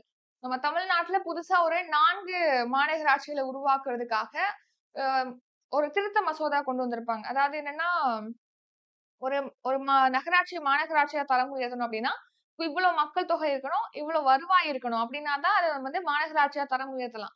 ரீசென்ட்டா வந்து புதுக்கோட்டை, திருவண்ணாமலை, நாமக்கல், காரைக்குடி இந்த 4 நகராட்சிகள மாநகராட்சிகளாக தரம் உயர்த்தணும் அப்டின்னு சொல்லிட்டு சொல்லியிருப்பாங்க. ஆனா தரம் உயர்த்துறதுக்கான இந்த அளவுகோல்கள இந்த 4 நகராட்சிகளுமே எட்டல. அதனால இத தளர்த்துறாங்க இந்த விதிகள. இந்த மக்கள் தொகை இருந்தாலே போதும், இந்த வருமானம் இருந்தாலே போதும் அப்டின்னு சொல்லிட்டு அந்த விதிகள தளர்த்தி ஒரு மசோதா நிறைவேற்றி, அத ஆளுநருடைய ஒப்புதலுக்கு அனுப்பி வச்சிருக்காங்க. அதுக்கு இப்போ ஒப்புதல் அளிச்சிருக்காங்க. அதன்படி இந்த 4 நகராட்சிகள் புதுக்கோட்டை, திருவண்ணாமலை, நாமக்கல், காரைக்குடி இது 4மே இப்போ மாநகராட்சிகளாக தரம் உயர்த்தப்பட்டிருக்கு. அதன்படி இப்போ நம்ம தமிழ்நாட்டுல 25 மாநகராட்சிகள் இப்போ மாநகராட்சிகளோட எண்ணிக்கை 25ஆக உயர்ந்திருக்கு. சோ மக்கள் தொகைய பாத்தீங்கன்னா 3,00,000 2 லட்சமாக குறைச்சு தளர்த்தியிருக்காங்க. வருமானமானது 30 கோடியிலிருந்து 20 கோடியாக குறைச்சு அந்த விதியை தளர்த்தி தான் இந்த 4 நகராட்சிகளும் மாநகராட்சியாக தரம் உயர்த்தப்பட்டிருக்கு. அடுத்து 2024ஆம் ஆண்டு சுதந்திர தினத்திற்கான கருப்பொருள் ஆன்சர் வந்து வளர்ந்த பாரதம். அதாவது சுதந்திர தினம் வந்து லாஸ்ட் இயர் செலிப்ரேட் பண்ணோம் இல்லையா? லாஸ்ட் இயர் செலிப்ரேட் பண்ணது 78வது சுதந்திர தினம். சோ இதையொட்டி பாத்தீங்கன்னா என்ன கருப்பொருள் நிர்ணயிச்சிருக்காங்கன்னா வளர்ந்த பாரதம். அதாவது நம்ம 2047ஆம் ஆண்டு, அதாவது நம்ம இந்தியா சுதந்திரம் அடைந்த 100வது ஆண்டு தான் 2047. 2047ல நம்ம இந்தியாவ வளர்ந்த நாடாக மாத்தணும் அப்படின்னு சொல்லிட்டு இலக்கு நிர்ணயிச்சிருக்காங்க. சோ அதையொட்டி தான் இப்ப போன வருஷம் செலிப்ரேட் பண்ண அந்த சுதந்திர தினத்திற்கு நம்ம என்ன பண்ணிருக்காங்க, வளர்ந்த பாரதம் அப்படின்னு சொல்லிட்டு தீம் வச்சிருக்காங்க. அடுத்து இந்தியா எந்த ஆண்டுக்குள் கரியமில சமநிலையை அடைய இலக்கு நிர்ணயிக்கப்பட்டுள்ளது? ஆன்சர் 2070ஆம் ஆண்டுக்குள்ள கரியமில சமநிலை அடையறதுக்கு இலக்கு நிர்ணயிச்சிருக்காங்க. கரியமில சமநிலை அப்படின்னா என்னன்னா, இப்போ நம்ம வாகனங்கள் யூஸ் பண்றோம். அதுல புகை வெளியேறுது. நெக்ஸ்ட் தொழிற்சாலைகள் அதுல புகை வருது. அதன் மூலமாக கார்பன் டை ஆக்சைடு அப்படிங்கிறது கார்பன் டை ஆக்சைடு தான் கரியமில வாயுன்னு சொல்றோம். கார்பன் டை ஆக்சைடு வளிமண்டலத்துல கலக்குது. அதே மாரி இன்னொரு சைடு பார்த்தீங்கன்னா, நம்ம காடுகள், மரங்களோட எண்ணிக்கை அதிகரிக்கும்போது, அது என்ன ஆகுது? இந்த ஒளிச்சேர்க்கையின் மூலமாக கார்பன் டை ஆக்சைட உட்கொண்டு ஆக்ஸிஜன வந்து ரிலீஸ் பண்ணுது தாவரங்கள். சோ, அப்போ இந்த இடத்துல என்ன நடக்குது? கரியமில வாயு அப்படிங்கிறது உறிஞ்சப்படுகிறது. அந்த இடத்துல இருந்து நீக்கப்படுது. அப்படிதானே? அப்போ வெளியேறக்கூடிய கரியமில வாயுவுடைய அளவையும், உள்கொள்ளக்கூடிய அதாவது தாவரங்கள் உட்கொள்ளுது இல்லையா? அதாவது எடுத்துக்கொள்ளுது இல்லையா? அந்த கரியமில வாயு. அந்த 2யுமே ஈக்குவல் ஆக்குது. எவ்வளவுக்கு எவ்வளவு வெளியேறுதோ, அவ்வளோ நம்ம வந்து உள்ள எடுத்துறணும். சோ அத ஈக்குவல் பண்றது. எவ்வளவு வெளியேறுதோ, அதை எடுத்துறணும் அப்படிங்கிற வகையில தான் கரியமில சமநிலைய வந்து அடையணும்னு சொல்லிட்டு இலக்கு நிர்ணயிச்சிருக்காங்க. சோ காற்றில் கலக்கும் கரியமில வாயுவோட அளவையும், காற்றிலிருந்து பிரித்தெடுக்கப்படும் கரியமில வாயுவோட அளவையும் சமமாக்குறது தான் என்னது? கரியமில சமநிலைன்னு சொல்றோம். இந்த ஸ்டேஜ் அடையறதுக்கு 2070ஆம் ஆண்டுக்குள்ள அடையறதுக்கு இலக்கு நிர்ணயிக்கப்பட்டிருக்கு.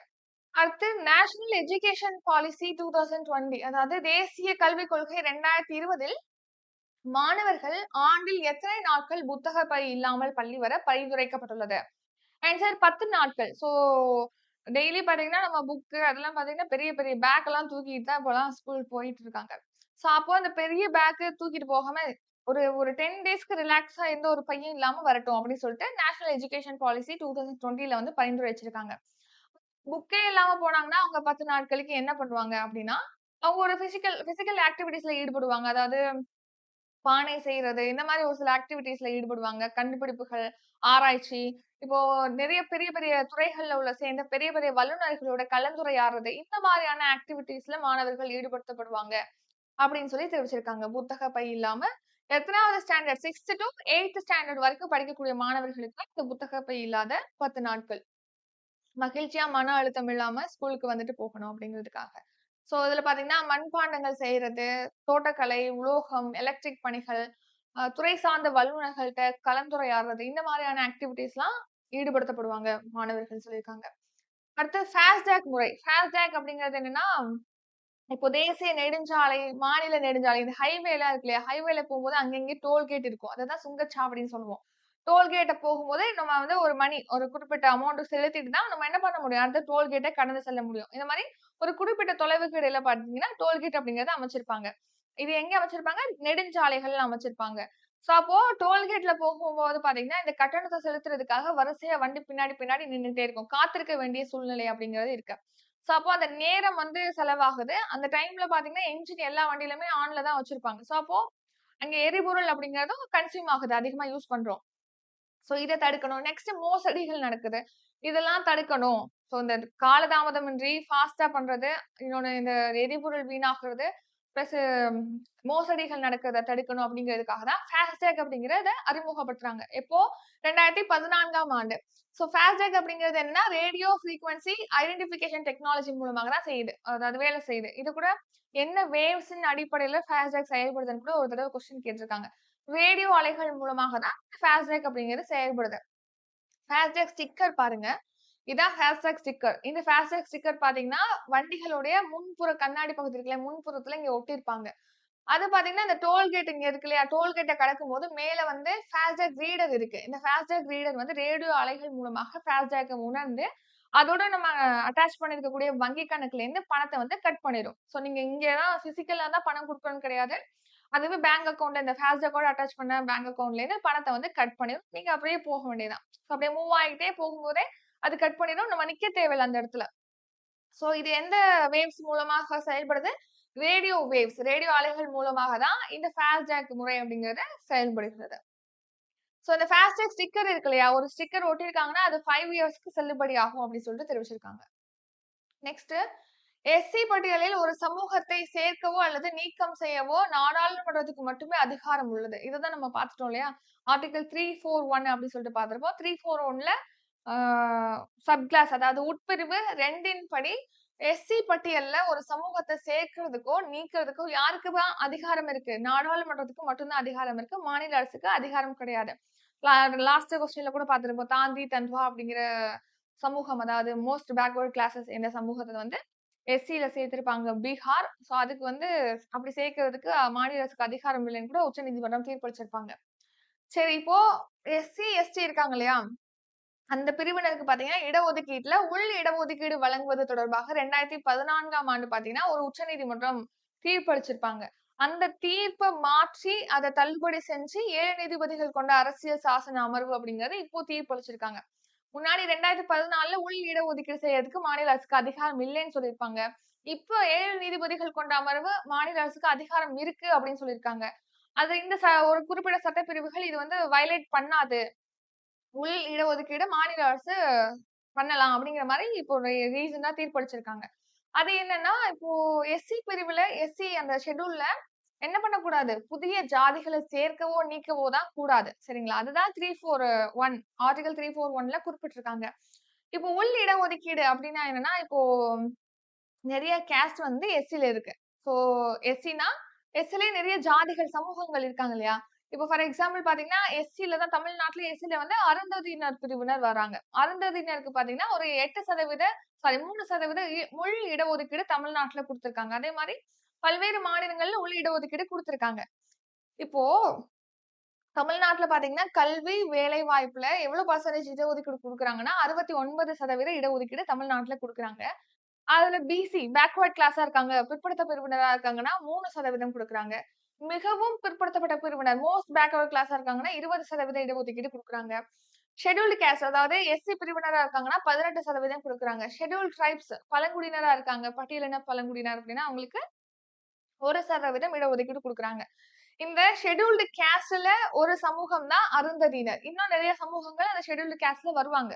சோ அதுல ஒரு சமூகத்தை சேர்ந்தவங்கள தான் இப்ப நான் பார்க்கிறேன். அருந்ததியினர். அருந்ததியினர் இருக்காங்க. இவங்களுக்கு பாத்தீங்கன்னா என்ன பண்றாங்க? இந்த 18%த்துல 3% அருந்ததியினருக்கு குடுக்குறாங்க. இப்போ ஒரு 18% எஸ்சிக்குன்னு ஒதுக்கிட்டாங்க. அதுல ஒரு குறிப்பிட்ட சமூகம் ரொம்ப பின்தங்கி இருக்கு அப்படிங்கறனால, அதை அந்த சமூகத்துக்குள்ளே இந்த சமூகத்த கொஞ்சம் முன்னேற்றணுங்கிறதுக்காக அருந்ததியினருக்கு அந்த 18%த்துல ஒரு 3% இடஒதுக்கீடானது குடுக்குறாங்க. இததான் நம்ம என்ன சொல்றோம்?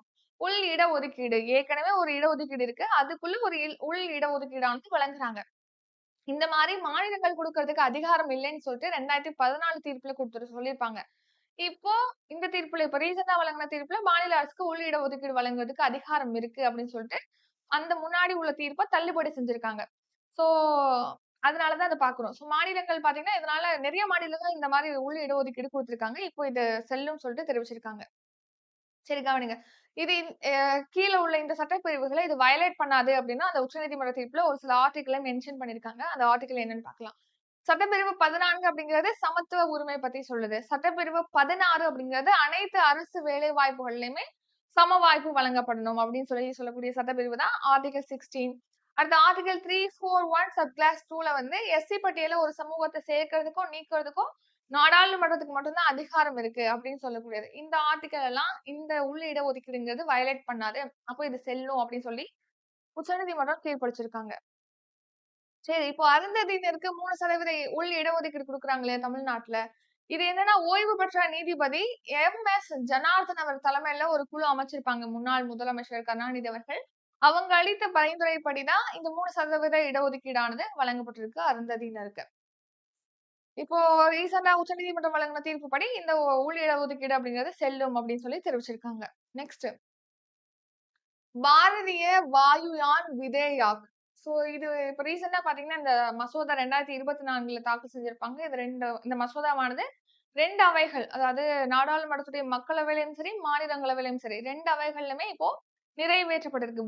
பாரதிய வாயுயான் விதேயாக் மசோதா அப்படிங்கிறது. இது எந்த சட்டத்திற்கு மாற்றாக கொண்டு வந்திருக்காங்க அப்படின்னா, விமான சட்டம் 1934 1934ல இயற்றப்பட்டது. ரொம்ப பழமையான சட்டம்.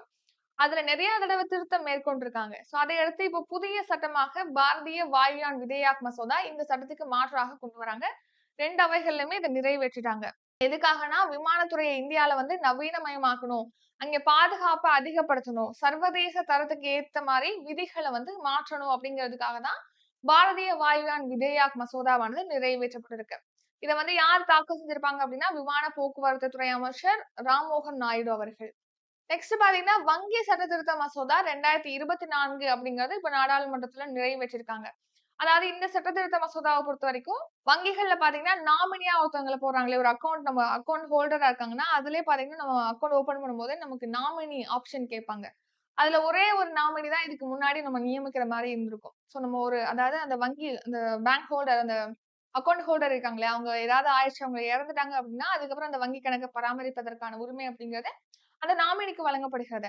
சோ இப்போ ஒரே ஒரு நாமினி தான் அதுல அப்பாயிண்ட் பண்ற மாரி நம்ம நியமிக்கிற மாரி இருந்திருக்கு. இப்ப 4 நாமினிகளாக அந்த நாமினியோட எண்ணிக்கை வந்து இன்கிரீஸ் பண்றாங்க. ஒரு வங்கி கணக்குல 4 வாரிசுகள் அதாவது நாமினிகள சேர்த்துக் கொள்வதற்காக அனுமதிக்கும் வகையில வங்கி சட்டத்திருத்த மசோதா 2024 நாடாளுமன்றத்தில் நிறைவேற்றப்பட்டிருக்கு. அடுத்து சமீபத்தில் பிரதமர் மோடி உயிரி செறிவூட்டப்பட்ட எத்தனை பயிர் ரகங்களை அறிமுகப்படுத்தினார்? ஆன்சர் 109 பயிர் ரகங்கள். ரீசென்ட்டா இந்திய பிரதமர் நரேந்திர மோடி அவர்கள் பாத்தீங்கன்னா, பயோ ஃபோர்ட்டிஃபைட் அதாவது உயிரி செறிவூட்டப்பட்ட 109 புதிய பயிர் ரகங்கள வந்து அறிமுகப்படுத்தியிருக்காங்க. யார் இத உருவாக்கியிருக்கா அப்படின்னு பாத்தீங்கன்னா, இந்திய மருத்துவ ஆராய்ச்சி council. So, Indian council for medical research ICMR தான் இத வந்து உருவாக்கியிருக்காங்க.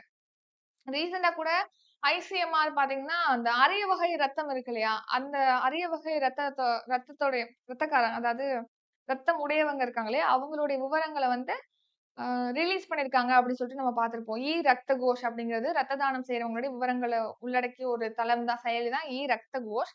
அதுல வந்து இந்த அரிய வகை ரத்தம் உள்ளவங்களுடைய விவரங்களானது சேகரிக்கப்பட்டு முதன் முறையாக ரிலீஸ் பண்ணியிருக்காங்க அப்படின்னு சொல்லிட்டு நம்ம பார்த்திருப்போம். அரிய வகை ரத்தம்னா, பாம்பே ரத்தம் உள்ளிட்ட ஒரு ரேர் பிளட் குரூப்ஸ வந்து அவங்க யாருக்கு ரேர் பிளட் குரூப் இருக்கு அப்படிங்கிற மாரியான அவங்களோட விவரங்கள வந்து ரிலீஸ் பண்ணியிருக்காங்க. சரி இப்போ அதே ஐசிஎம்ஆர் தான் 109 புதிய பயிர் ரகங்கள உருவாக்கியிருக்காங்க. அத இப்ப பிரதமர் மோடி அவர்கள் வந்து அறிமுகப்படுத்தியிருக்காங்க. சோ 34 வயல் பயிர்கள், 27 தோட்ட பயிர்கள் அறிமுகப்படுத்தியிருக்காங்க. இது எதுக்காகன்னா, அதிகமான மகசூல் தரும், மோசமான பருவநிலையை தாங்கி வளரும். இப்ப நமக்கு என்ன தேவை? நமக்கு மக்கள் தொகை அதிகரிச்சிருக்கு. அப்போ நமக்கு விளைச்சல் நெறைய பொருள் நமக்கு தேவைப்படுது. எது விளைஞ்சாலும் அதிகமாக விளையணும். இன்னொன்னு என்னன்னா, இப்ப பருவநிலை மாறிட்டே இருக்கு. அப்போ அந்த சூழலுக்கு ஏத்த மாரியும் அத தாங்கி வளரக்கூடியதாகவும் இருக்கணும். சோ அந்த மாரியான தன்மை கொண்டு தான் 109 புதிய பயிர் ரகங்கள் அறிமுகப்படுத்தியிருக்காங்க. அடுத்து ஜம்மு காஷ்மீர் சட்டப்பேரவை தொகுதிகள். சோ ஜம்மு அண்ட் காஷ்மீர் அப்படிங்கிறதுல பாத்தீங்கன்னா 90 சட்டப்பேரவை தொகுதிகள் அப்படிங்கிறது இருக்கு. 2019ஆம் ஆண்டு தான் இந்த ஜம்மு அண்ட் காஷ்மீருடைய சிறப்பு அந்தஸ்து அப்படிங்கிறது ரத்து பண்ணியிருப்பாங்க. எந்த ஆர்டிகிள்ல வழங்கியிருக்கு? 317 கீழ் தான் ரத்து பண்ணியிருப்பாங்க. சரியா? இப்போ அந்த 2 யூனியன் பிரதேசமாக அந்த ஜம்மு அண்ட் காஷ்மீர், லடாக்ன்னு பிரிச்சிருப்பாங்க இல்லையா? ஜம்மு அண்ட் காஷ்மீர்ல 10 வருஷத்துக்கு அப்புறமா போன வருஷம் தான் எலக்ஷன் அப்படிங்கிறது நடந்துச்சு. எத்தன தொகுதிகளுக்கு? 90 தொகுதிகளுக்கு. எத்தனை கட்டங்களாக இந்த தேர்தல நடத்திருப்பாங்கன்னா, 3 கட்டங்களாக.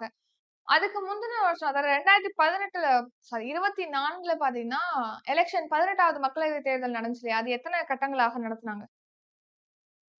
+1 அதாவது 7 கட்டங்களாக நடத்தியிருப்பாங்க. போன வருஷம் அந்த 18வது மக்களவைத் தேர்தல். இப்போ ஜம்மு அண்ட் காஷ்மீருக்கு 2000 சாரி ஜம்மு அண்ட் காஷ்மீர்ல 90 தொகுதிகளுக்கு 3 கட்டங்களாக தேர்தல் நடந்திருக்கு.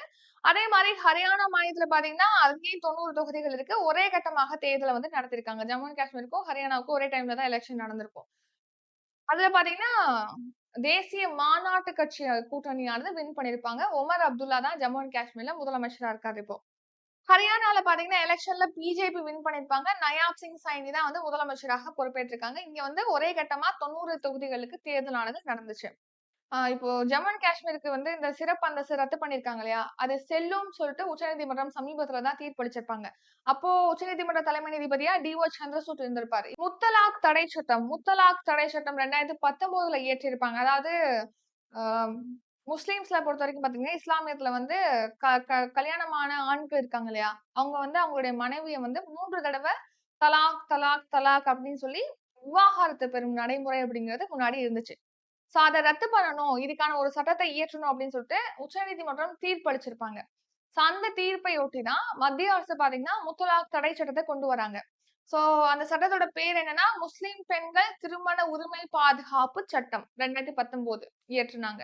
சோ அந்த சட்டத்த தான் நம்ம முத்தலாக் தடை சட்டம் அப்படின்னு சொல்லிட்டு அழைக்கப்படுது. இந்த சட்டத்தின் கீழ் பாத்தீங்கன்னா, இப்போ 3 முறை தலாக் சொல்லி விவாகரத்து பண்றாங்க அப்டின்னா, அந்த ஆண்கள் இருக்காங்க இல்லையா? அவங்களுக்கு 3 வருஷத்துக்கு சிறை தண்டனையானது வழங்கப்படும். அப்டின்னும், அவங்களுக்கு அபராதமும் விதிக்கப்படும் அப்டின்னும் அந்த சட்டத்துல குறிப்பிட்டிருக்காங்க. இந்த முஸ்லிம்கள்ல உடனடி விவாகரத்து நடைமுறை அப்டிங்கிறது, திருமணம் அப்டிங்கிற சமூக அமைப்புக்கு தீங்கானது அப்டின்னு சொல்லி தெரிவிச்சிருக்காங்க அந்த தீர்ப்புல. அடுத்து 500 ஜிகாவாட் புதுப்பிக்கத்தக்க எரிசக்தி உற்பத்தி செய்ய இலக்கு. 2030ஆம் ஆண்டுக்குள்ள நம்ம இந்தியா பார்த்தீங்கன்னா, 500 ஜிகாவாட் புதுப்பிக்கத்தக்க ரினியூவபிள் எனர்ஜி இருக்கு இல்லையா? அத வந்து உற்பத்தி செய்யறதுக்கு இலக்கு நிர்ணயிச்சிருக்காங்க. இது 30ஆம் ஆண்டுக்குள்ள 500 ஜிகாவாட் புதுப்பிக்கத்தக்க எரிசக்திய வந்து அடையணும் அப்படின்னு சொல்லிட்டு இலக்கு நிர்ணயிச்சிருக்காங்க. புதுப்பிக்கத்தக்க எரிசக்தினா சூரிய ஆற்றல் மூலமாக, காற்றாற்றல் மூலமாக, நீராற்றல் மூலமாக மின்சாரம் உற்பத்தி செய்யறது தான் புதுப்பிக்கத்தக்க எரிசக்தின்னு சொல்றோம். சோ அடுத்த 5 இயர்ஸ்ல பார்த்தீங்கன்னா, மருத்துவ படிப்புல 75,000 புதிய சீட்ஸ் எம்பிபிஎஸ் சீட்ஸ் ஆனது உருவாக்கப்படும் சொல்லியிருக்காங்க பிரதமர் மோடி அவர்கள். லட்சாதிபதி சகோதரிகள் திட்டம். இது 2023ல ஸ்டார்ட் பண்ணியிருப்பாங்க. டிசம்பர் மாதம் 30ஆம் தேதி நினைக்கிறேன். 23ஆம் தேதி சாரி. டிசம்பர் 23ல லான்ச் பண்ணியிருக்காங்க. 2023 ஆகஸ்ட் மந்த் தான் இத பத்தி அறிவிச்சிருப்பாங்க. இந்த ஸ்கீம் தொடங்க போறதாக.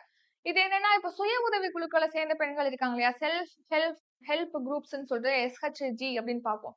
அந்த சுய உதவி குழுக்கள சேர்ந்த பெண்கள லட்சாதிபதிகளாக மாத்தணும். அதாவது ஒரு வருஷத்துக்கு குறைந்தபட்சம் 1,00,000க்கு மேல சம்பாதிக்கிற வகையில அந்த பெண்கள வந்து உருவாக்கணும். அதுக்காக அவங்களுக்கு கடன் உதவிகளானது வழங்குறாங்க.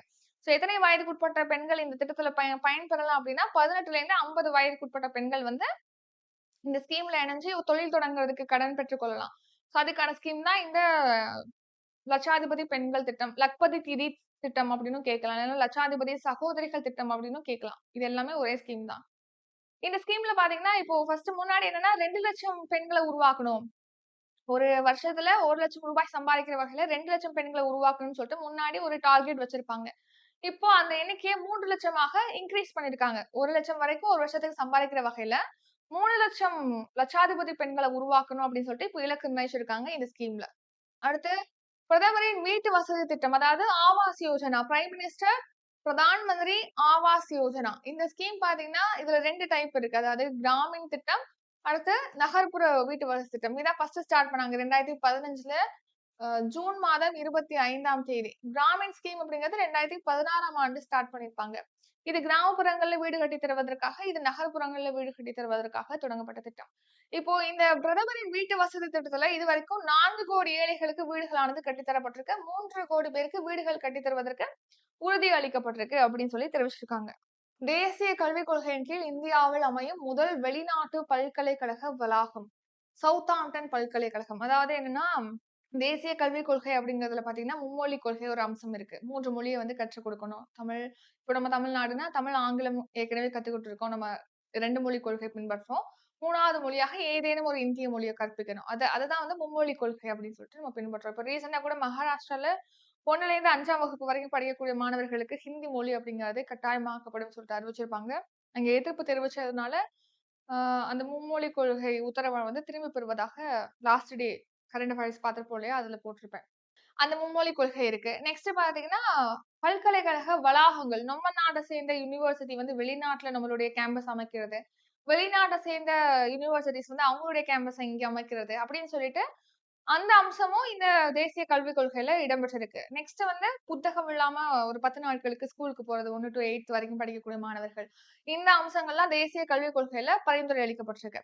இப்போ அதுல ஒண்ணுதான் கேம்பஸ். வெளிநாட்டு பல்கலைக்கழகங்கள் இங்க அமைக்கிறது, நம்மளுடைய கல்வி வளாகங்கள வெளிநாட்டுல அமைக்கிறதுன்னு சொல்லிட்டு. நம்ம நாட்டுல கூட சென்னை ஐஐடி இருக்கு இல்லையா? சென்னை ஐஐடி பார்த்தீங்கன்னா, வெளிநாட்டுல வந்து டான்சானியால சான்சிபார்ல நம்மளுடைய பல்கலைக்கழக வளாகத்த அமைச்சிருக்காங்க சென்னை ஐஐடி.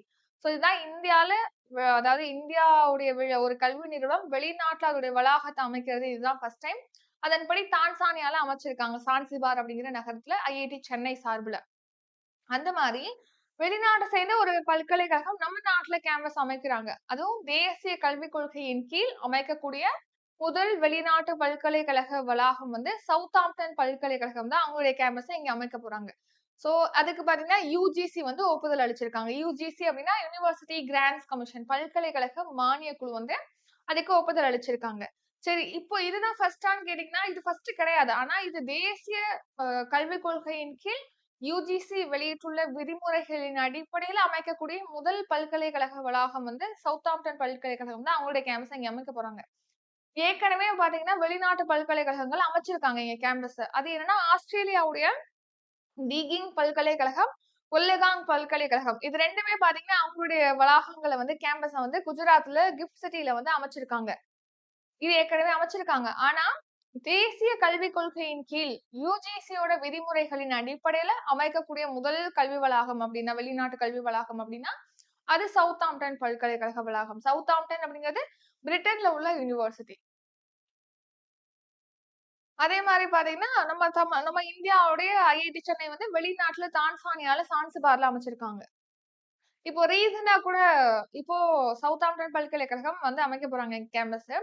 அதுக்கப்புறமா இப்ப ரீசெண்டா இன்னொரு கேம்பஸ் அமைக்க போதா பார்த்திருப்போம். இல்லினாய்ஸ் பல்கலைக்கழகம். அதாவது அமெரிக்காவுடைய சிகாகோல இருக்கக்கூடிய இல்லினாய்ஸ் பல்கலைக்கழகம் நம்ம மும்பைல வந்து அவங்களுடைய கேம்பஸ நிறுவ போறாங்க அப்படின்னு சொல்லிட்டு கூட ரீசெண்டா கரண்ட் அஃபேர்ஸ்ல பார்த்திருப்போம். அடுத்து 22வது சட்ட ஆணையம். சட்ட ஆணையம்ங்கிறது பாத்தீங்கன்னா சட்ட சீர்திருத்தம் குறித்து ஆய்வு செய்வதற்காக அரசுக்கு ஆலோசனை செய்யக்கூடிய ஒரு அமைப்பு தான் இந்த சட்ட ஆணையம் அப்படிங்கிறது. லாஸ்ட் 22வது சட்ட ஆணையம் அமைச்சிருப்பாங்க. சட்ட ஆணையத்துடைய காலம் அப்படிங்கிறது என்னன்னா 3 இயர்ஸ். 3 இயர்ஸ் தான் இந்த சட்ட ஆணையத்துடைய காலம். சோ 22வது சட்ட ஆணையத்துடைய பதவிக்காலம் அப்படிங்கிறது இப்போ போன வருஷம் ஆகஸ்ட் 31ஆம் தேதியோட நிறைவடைஞ்சிருச்சு. சோ அதை அடுத்து இப்போ 23வது சட்ட ஆணையம் அமைச்சிருக்காங்க. அந்த சட்ட ஆணையத்தோட தலைவராக தினேஷ் மகேஸ்வரியை வந்து அப்பாயிண்ட் பண்ணிருக்காங்க. இந்த 22வது சட்ட ஆணையம்ங்கிறது 2020ஆம் ஆண்டு பிப்ரவரியில அமைச்சிருப்பாங்க. இப்போ ஆகஸ்ட் 31ஆம் தேதி இந்த போன வருஷத்தோட நிறைவடைஞ்சிருச்சு அவங்களோட பதவிக்காலம்.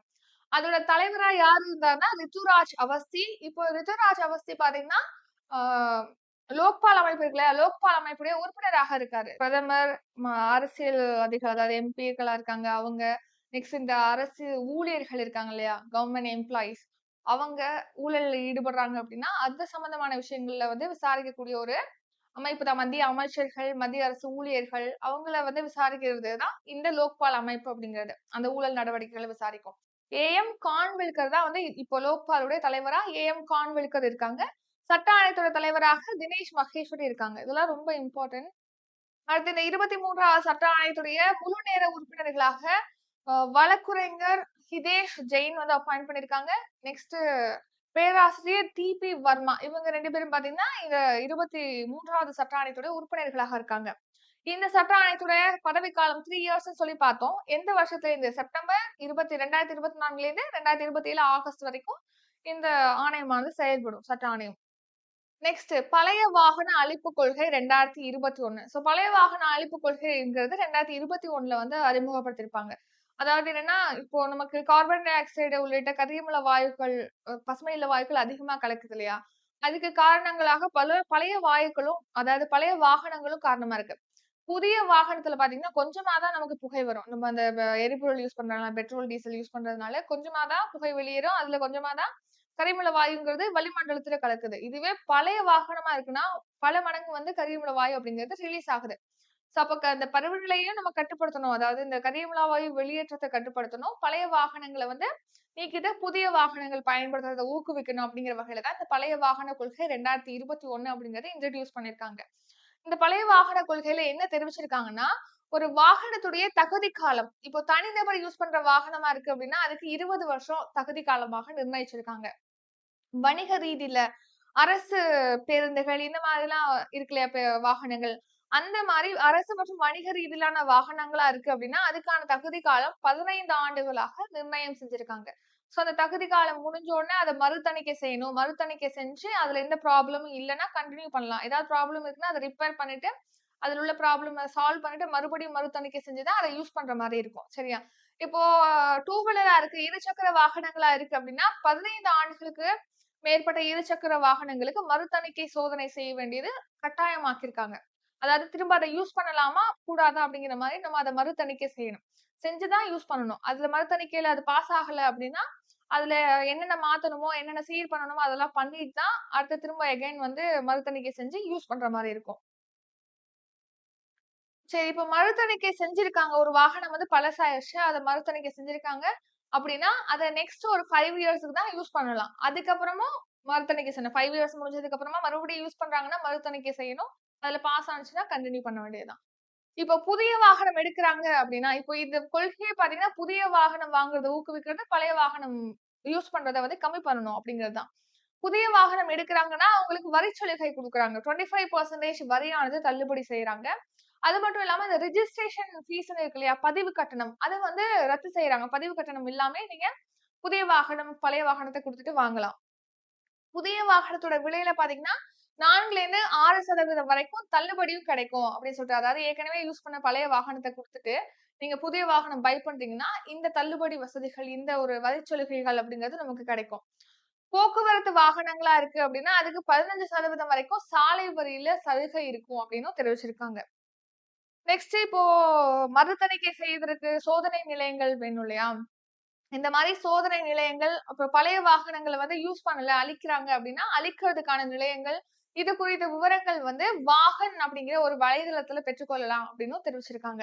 நெக்ஸ்ட் மறுதணிக்கையில தேர்ச்சி பெற்று மறுபடியும் தொடர்ந்து பயன்படுத்துறாங்களே பழைய வாகனங்கள், அந்த வாகனங்களுக்கு சாலை வரியில 10லேருந்து 15% வரைக்கும் பசுமை வரி விதிப்பாங்க. சோ அவங்களுக்கு 15% சாலை வரிய கட் பண்றாங்க புதிய வாகனம் யூஸ் பண்றவங்களுக்கு. நமக்கு பார்த்தீங்கன்னா, அதாவது நமக்குன்னு சொல்லிட்டு என்னைய சொல்றேன். அதாவது பழைய வாகனங்கள் யூஸ் பண்றாங்க அப்படின்னா, அவங்களுக்கு 10லேருந்து 15% வரைக்கும் பசுமை வரியானது விதிக்கப்படும் அப்படின்னு சொல்லி சொல்லியிருக்காங்க. இவங்களுக்கு வரிய கூட்டுறாங்க, அவங்களுக்கு வரிய கம்மி பண்றாங்க. அடுத்து செமிகண்டக்டர் உற்பத்தி ஆலை. செமிகண்டக்டர்னா குறை கடத்தி. பகுதி அளவு மின்சாரம் கடத்தக்கூடிய அ ஒரு இதுதான் செமிகண்டக்டர் அப்படின்னு சொல்றோம். சரியா? இந்த செமிகண்டக்டர் உற்பத்தி செய்வதற்கான ஆலை அப்படிங்கிறது குஜராத் மாநிலத்தின் சனந்த் நகர்ல அமைக்கிறதுக்கு இப்போ மத்திய அமைச்சரவை ஒப்புதல் அளிச்சிருக்காங்க. இந்த ஆலைய வந்து கெய்ன்ஸ் செமிகான் அப்படிங்கிற ஒரு நிறுவனம் தான் அமைக்கிறாங்க. எவ்வளவு கோடியில அப்படின்னா 3300 கோடியில. அடுத்து இந்தியா பாத்தீங்கன்னா, மனிதாபிமான உதவியாக இப்போ ரீசென்ட்டா மலாவி அப்படிங்கிற நாட்டுக்கு ஒரு 1000 டன் அரிசிய வந்து வழங்கியிருக்காங்க. அங்க வறட்சினால அந்த நாடு அதிகமா பாதிக்கப்பட்டிருக்கு. இப்போ ரீசென்ட்டா லாஸ்ட் டே கரண்ட் அஃபேர்ஸ்ல கூட ஆப்கானிஸ்தானுக்கு வந்து செயற்கை கால்கள் குடுத்துருக்காங்க. ஒரு 75 செயற்கை கால் கூட நம்ம பார்த்திருக்கோம். அந்த மாரி மனிதாபிமான அடிப்படையில நம்ம பக்கத்துல உள்ள நாடுகளுக்கு இந்தியா வந்து ஹெல்ப் பண்ணிட்டு வராங்க. நிறைய நாடுகளுக்கு ஹெல்ப் பண்றாங்க. அந்த மாரி மலாவி அப்படிங்கிற கண்ட்ரிக்கு பாத்தீங்கன்னா, 1000 டன் அரிசி, மெட்ரிக் டன் அரிசிய வந்து குடுத்துருக்காங்க. மலாவிங்கிறது தென்கிழக்கு ஆப்பிரிக்க நாடு. நெக்ஸ்ட் யாகி புயல். யாகி புயல் வந்து போன வருஷம் ஆசியால ஏற்பட்ட மிகப்பெரிய புயல் அப்படின்னு சொல்லிட்டு கருதப்படுது. இந்த யாகி புயல்னால மியான்மர், லாவோஸ், வியட்நாம் இந்த 3 நாடுகள் வந்து பாதிக்கப்பட்டிருக்கு. இந்த 3 நாடுகளுக்கும் அவங்களுக்கு நிவாரண உதவிகள வழங்கணும் அப்படிங்கிறதுக்காக ஆப்பரேஷன் சத்பவ் அப்படிங்கிற நடவடிக்கைய இந்தியா வந்து ஸ்டார்ட் பண்ணிருப்பாங்க. ஆபரேஷன் சத்பவ். எதுக்கு? மியான்மர், லாவோஸ், வியட்நாம் இந்த 3 நாடுகளும் யாகி புயல்னால பாதிக்கப்பட்டது. அவங்களுக்கு நிவாரண பொருட்கள வழங்கணுங்கிறதுக்காக. சோ, அதன்படி பார்த்தீங்கன்னா, மியான்மர் நாட்டுக்கு வந்து ஒரு 10 டன் நிவாரண பொருட்கள வழங்கியிருக்காங்க. ஐஎன்எஸ் சத்புரா கப்பல்ல உலர் உணவுப் பொருட்கள், உடை, மருந்துகள் சொல்லிட்டு ஒரு 10 டன் பொருட்கள், நிவாரண பொருட்கள் வந்து மியான்மருக்கு குடுத்திருக்காங்க. வியட்நாம் நாட்டுக்கு பார்த்தீங்கன்னா, ஒரு 35 டன் நிவாரணப் பொருட்கள குடுத்திருக்காங்க. லாவோஸ் நாட்டுக்கு ஒரு 10 டன் நிவாரணப் பொருட்கள், கொசு வலை, மருந்து பொருள், ஜெனரேட்டர், தண்ணீர் சுத்திகரிப்பு பொருட்கள்னு சொல்லிட்டு ஒரு 10 டன் வந்து குடுத்திருக்காங்க லாவோஸ்க்கு. அடுத்து பேர் மாத்துனாங்க இல்லையா? ஸ்ரீ விஜயபுரம் வந்து போர்ட் பேர் மாத்திருக்காங்க. நெக்ஸ்ட் புனேல உள்ள புனே விமான நிலையத்தோட பேர வந்து ஜகத்குரு சாந்த் துக்காராம் மகாராஜ் சர்வதேச விமான நிலையம் சொல்லிட்டு பெயர் மாத்திருக்காங்க. நெக்ஸ்ட் பிஎம் மித்ரா, அதாவது ஜவுளித்துறைய மேம்படுத்தணும் அப்படிங்கிறதுக்காக தான் பிஎம் மித்ரா அப்படிங்கிற திட்டம்ங்கிறது தொடங்கியிருக்காங்க. பிஎம் மித்ரா அப்படிங்கிற ஃபில் ஃபார்ம் என்ன அப்படின்னா, PM mega integrated textile regions and apparel அப்படிங்கிற அப்பேரல் பார்க். அதுதான் பிஎம் மித்ரா பார்க் அப்படின்னு சொல்றாங்க. அதாவது பிஎம் மித்ரா பூங்கா. ஒரு 7 பூங்காக்களானது ஜவுளித்துறையை மேம்படுத்துவதற்காக தமிழ்நாட்டுல ஜவுளி பூங்கா அமைக்கப்படும் சாரி, இந்தியா முழுக்க ஒரு 7 இடங்கள்ல ஜவுளி பூங்காக்கள் அமைக்கப்படும் சொல்லியிருப்பாங்க. அதுல முதல் ஜவுளி பூங்கா பிஎம் மித்ரா ஜவுளி பூங்கா அப்படிங்கிறது விருதுநகர்ல அமைச்சிருக்காங்க. அதுக்கு அடுத்தபடியா இப்ப மகாராஷ்டிரால அமராவதியில வந்து அமைப்பதாக சொல்லியிருக்காங்க. மகாராஷ்டிரால அமராவதியில ஜவுளி பூங்காவானது அமைக்கிறதுக்கு பிரதமர் நரேந்திர மோடி அவர்கள் அடிக்கல் நாட்டியிருக்காங்க. அதன்படி 1000 ஏக்கர் பரப்பளவுல இந்த மித்ரா பூங்காங்கிறத அமராவதியில அமைக்கிறாங்க. ஏற்கனவே மொத்தமா எத்தனை இடங்கள்ல அமைக்கணும்னு சொல்லியிருக்காங்க? 7 இடங்கள். அதுல 1 விருதுநகர்ல அமைச்சிருக்காங்க. அமராவதியில அமைக்கிறதுக்கு இப்ப அடிக்கல் நாட்டியிருக்காங்க. எதுக்காக? ஜவுளித்துறைய வந்து மேம்படுத்தணுங்கிறதுக்காக தான் இந்த மித்ரா ஜவுளி பூங்கா திட்டம்ங்கிறது 2023ல தொடங்கியிருப்பாங்க. இப்போ எவ்ளோ கோடியில இந்த 7 இடங்கள்ல ஜவுளி பூங்கா அமைக்கிறாங்க அப்டின்னா, 4445 கோடியில 7 இடங்கள்ல 2026 டூ 27ஆம் ஆண்டுக்குள்ள இந்த ஜவுளி பூங்காக்களானது அமைக்கப்படும் அப்படின்னு சொல்லிட்டு தெரிவிச்சிருப்பாங்க அந்த ஸ்கீம்ல. நாட்டின் பாதுகாப்பு துறைக்கான முதல் செமிகண்டக்டர் ஆலை அப்படிங்கிறது கொல்கத்தால வந்து நிறுவுறாங்க. சோ சக்தி அப்படிங்கிற பேர்ல தான் இந்த ஆலையானது நிறுவப்பட இருப்பதாக தெரிவிச்சிருக்காங்க. அமெரிக்க ராணுவத்தோட சேர்ந்து அமைக்கிறாங்க. அதாவது அமெரிக்கா ராணுவத்துடைய ராணுவம், அவங்களுடைய துணை ராணுவ படை, இந்திய ராணுவத்துக்காக செமிகண்டக்டர் உற்பத்தி செய்யறதுக்காக இந்த ஆலையானது கொல்கத்தால நிறுவப்பட இருப்பதாக தெரிவிச்சிருக்காங்க. சோ இந்த ஆலை வந்து பாரத் செமிகண்டக்டர், தேர்ட் ஐ, அப்புறம் அமெரிக்காவுடைய ஸ்பேஸ் போர்ஸ் இந்த நிறுவனங்களோட உதவியோட தான் அமைக்கப்படுவதாகவும் தெரிவிச்சிருக்காங்க. சக்தி அப்படிங்கிற பேர்ல.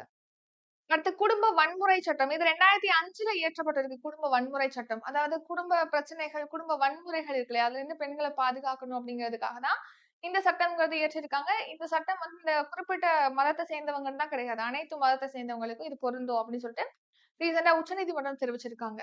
அடுத்து திருவள்ளுவர் கலாச்சார மையம். அதாவது இந்தியாவுடைய முதல் திருவள்ளுவர் கலாச்சார மையம்ங்கிறது சிங்கப்பூர்ல அமைக்கிறாங்க. அதாவது நிறைய திருவள்ளுவர் கலாச்சார மையம் வெளிநாடுகள்ல அமைக்கப்படும் சொல்லிட்டு பிரதமர் மோடி அவர்கள் வந்து தெரிவிச்சிருப்பாங்க. இப்போ அதன்படி முதல் திருவள்ளுவர் மையம் அப்படிங்கிறது எங்க அமைக்கிறாங்க? கலாச்சார மையம் சிங்கப்பூர்ல அமைக்கிறாங்க. இப்போ இலங்கையில பாத்தீங்கன்னா, யாழ்ப்பாணத்துல இருக்கக்கூடிய கலாச்சார மையம் இருக்கும் இல்லையா? அதுக்கு வந்து யாழ்ப்பாணம் கலாச்சார மையத்துக்கு திருவள்ளுவருடைய பெயரானது ரீசென்ட்டா மாத்திருப்பாங்க. திருவள்ளுவர் கலாச்சார மையம் சொல்லிட்டு இலங்கையில உள்ள கலாச்சார மையத்தோட பேர வந்து மாத்திருக்காங்க. சரியா?